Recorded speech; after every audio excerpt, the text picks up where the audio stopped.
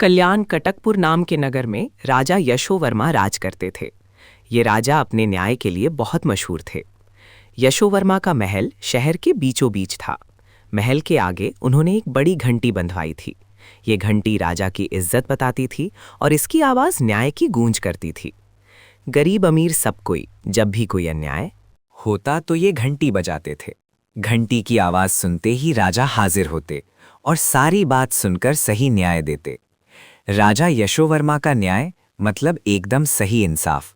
उसमें किसी की सिफारिश या चालाकी नहीं चलती थी। सही न्याय देने के लिए राजा कई बार रात के अंधेरे में भेष बदलकर घर घर घूमते थे और जो लोग पैसे या जान पहचान के जोर पर अन्याय करते थे उन सबको सजा देते थे। इस वजह से राजा की तारीफ चारों तरफ फैल गई। लेकिन जिन्हें न्याय पसंद नहीं था वे राजा की चोरी छिपे बुराई भी करते थे। इस राजा का एक ही बेटा था। उसका नाम अति दुर्दम था और उसका पराक्रम भी बहुत बड़ा था। एक बार राजकुमार अति दुर्दम मैं घोड़े पर सवार होकर राजमहल के रास्ते से जा रहा था। तभी उसने 4 कदम दूर बीच रास्ते में अभी अभी ब्याई हुई एक गाय को उसके बछड़े के साथ देखा। राजकुमार ने घोड़े की लगाम खींची और उसे रोकने की कोशिश की, लेकिन तेज दौड़ता घोड़ा रुकता उससे पहले ही उसका पैर बछड़े पर पड़ गया और बछड़ा तड़प पन्ने लगा। राजकुमार नीचे उतरा और बछड़े पर पानी छिड़का, पर वो छोटा बछड़ा बच नहीं पाया। गाय जोर जोर से चिल्लाने लगी। उसकी आंखों से आंसू बहने लगे। राजकुमार को अपने काम का पछतावा हुआ, पर अब क्या हो सकता है।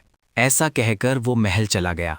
गाय तो जमीन पर गिरकर तड़प रही थी और बछड़े के चारों ओर घूम रही थी। कभी वो बछड़े को सूंघती तो कभी सींगों से जमीन खोदकर चारों पैरों पर उछलती।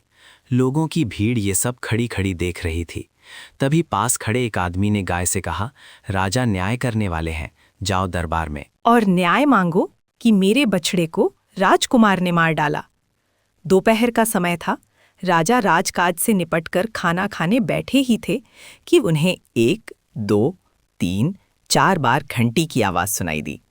राजा ने हाथ में लिया कौर वापस रखा, हाथ धोए और बाहर आए तो देखा कि गाय घंटी के रस्से में सींग फंसाकर उसे हिला रही थी।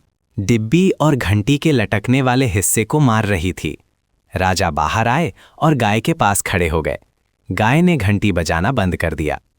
राजा ने कहा, गो माता, आपका कसूर किसने किया है? गाय कुछ बोली नहीं, पर सींगों से रास्ता दिखाते हुए चलने लगी। गाय आगे और राजा पीछे। राजमहल के रास्ते पर लोगों की भीड़ राजा और गाय को देखती रह गई। तभी गाय बछड़े की लाश के पास आकर खड़ी हो गई। खड़ी भीड़ से राजा ने पूछा, इस गाय के बछड़े को किसने मारा है? कोई कुछ नहीं बोला। 2, 3, 4 बज गए।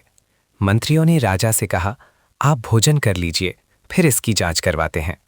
राजा ने कहा, न्याय हुए बिना भोजन कैसे करूं? शाम हो गई। राजकुमार पिता के पास आया। उसने पैर छुए और कहा, पिताजी, ये गलती मेरी है। घोड़ा दौड़ाते हुए मुझसे गाय का बछड़ा मर गया है। राजा और भी गंभीर और उदास हो गए, क्योंकि आज तक के न्याय की असली परीक्षा अब थी। सुबह हुई, राजसभा भरी, विद्वानों को बुलाया गया और राजा ने कहा, विद्वानों, इसका सही न्याय क्या है वो बताओ। विद्वानों में से एक बोला, महाराज, न्याय देना ठीक है, पर ये आपका इकलौता बेटा है और ये राज्य का सहारा है। इस सब पर भी तो सोचना चाहिए ना।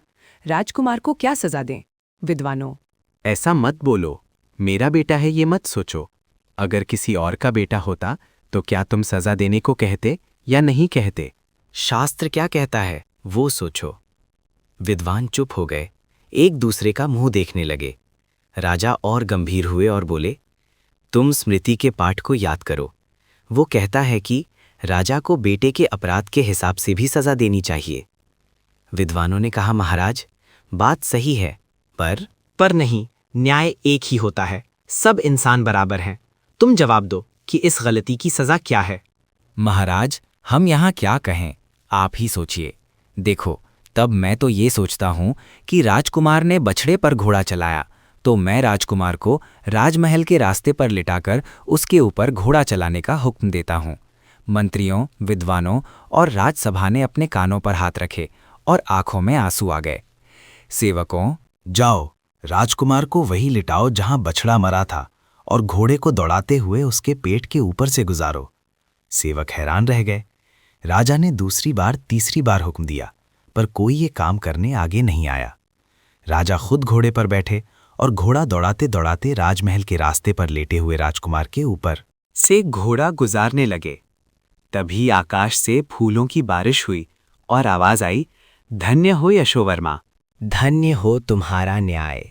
ये न तो गाय है और न ही ये बछड़ा। ये तो राज्य कुल देवी ने तुम्हारे न्याय की परीक्षा गाय और बछड़े के रूप में ली है।